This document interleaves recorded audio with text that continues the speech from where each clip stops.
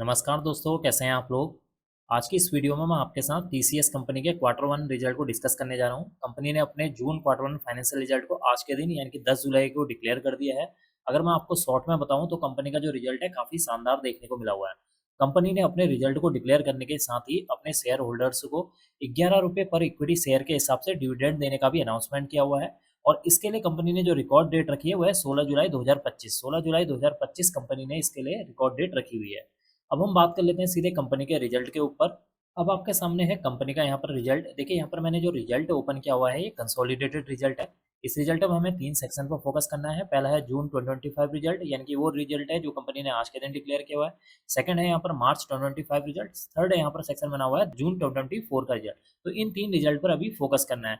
देखिए मैं अभी आपको पहले शॉर्ट में बता देता हूँ, जिन लोगों को शॉर्ट में जानना है कि कंपनी का मैं कितने करोड़ की रेवेन्यू जनरेट हुई है, कितना जो है प्रॉफिट हुआ है, तो पहले मैं उसको एक्सप्लेन कर देता हूँ। जिन लोगों को डिटेल से जानना है वो उसके बाद में डिटेल में एक्सप्लेन कर दूंगा।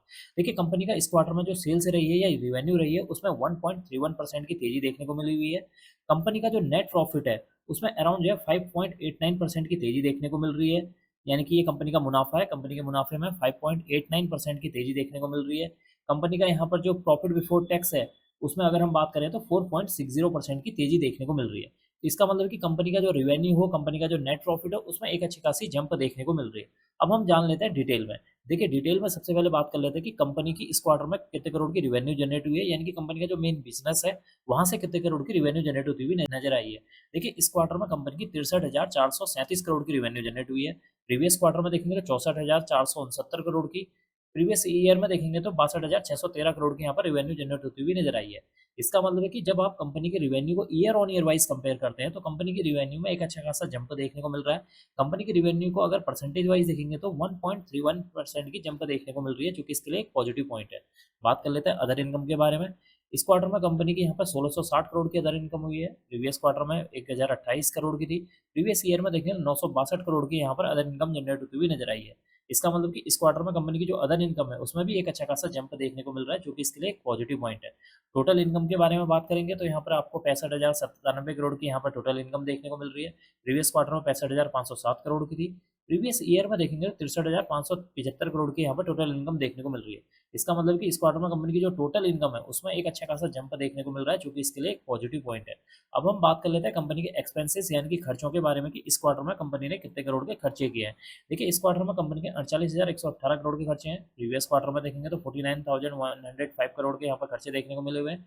प्रीवियस ईयर में देखेंगे तो 47,344 करोड़ के यहाँ पर टोटल एक्सपेंसेस देखने को मिले हुए हैं।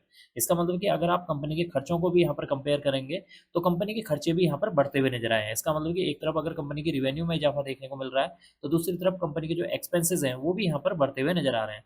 अब हम बात कर लेते हैं यहाँ पर प्रॉफिट बिफोर टैक्स के बारे में कि इस क्वार्टर में कंपनी का कितने करोड़ का प्रॉफिट बिफोर टैक्स हुआ है।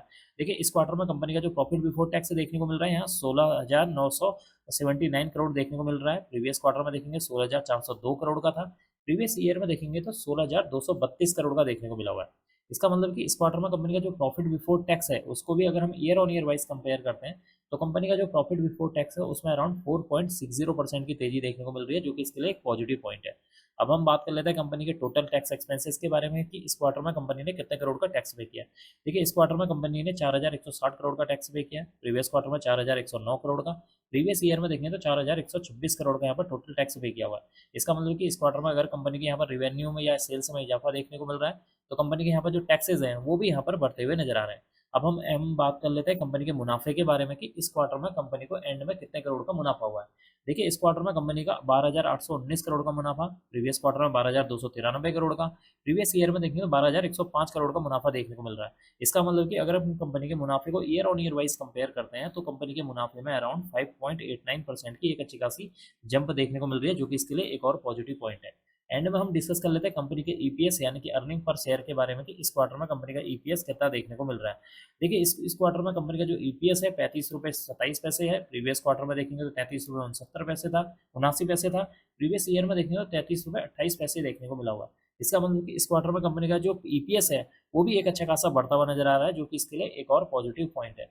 तो कुल मिलाकर देखा जाए कंपनी का जो रिजल्ट है इस क्वार्टर में काफ़ी शानदार देखने को मिला हुआ है। कंपनी की जो सेल्स है उसमें 1.31% की जंप देखने को मिल रही है। कंपनी का यहाँ पर जो प्रॉफिट बिफोर टैक्स है उसमें अराउंड 4.60% की तेजी देखने को मिल रही है। कंपनी का जो नेट प्रॉफिट है उसमें अराउंड 5.89% की तेजी देखने को मिल रही है। कंपनी का यहाँ पर जो ईपीएस है वो भी यहाँ पर बढ़ता हुआ नजर आया है। तो कुल मिलाकर इस क्वार्टर में कंपनी का जो रिजल्ट है काफ़ी शानदार और ज़बरदस्त देखने को मिल रहा है। देखते हैं कल के दिन यानी कि 11 जुलाई के दिन इस स्टॉक के ऊपर इस क्वार्टरली रिजल्ट का इम्पैक्ट किस तरीके से देखने को मिलता है। एक बात मैं आपको साफ साफ बता देता हूँ कि अगर किसी भी कंपनी का रिजल्ट अच्छा आया है तो ये जरूरी नहीं है कि नेक्स्ट डे उस स्टॉक के अंदर एक अच्छी खासी तेजी देखने को मिले। इस बात का आप हमेशा ध्यान रखना कि अगर किसी भी कंपनी का रिजल्ट काफ़ी अच्छा आया हुआ है तो ये 100% श्योरिटी नहीं रहती है कि नेक्स्ट डे उस स्टॉक के अंदर एक आपको अच्छी खासी तेजी देखने को मिले। तेजी देखने को मिल सकती है लेकिन ये 100% श्योरिटी नहीं होती है। इस बात का आप ध्यान रखना। अब मैं इस वीडियो को यहीं पर एंड करूंगा। उम्मीद करता हूँ कि आपको यह वीडियो पसंद आई होगी। अगर आपको यह वीडियो पसंद आई तो please like share and subscribe करना ना भूलें। Thank you.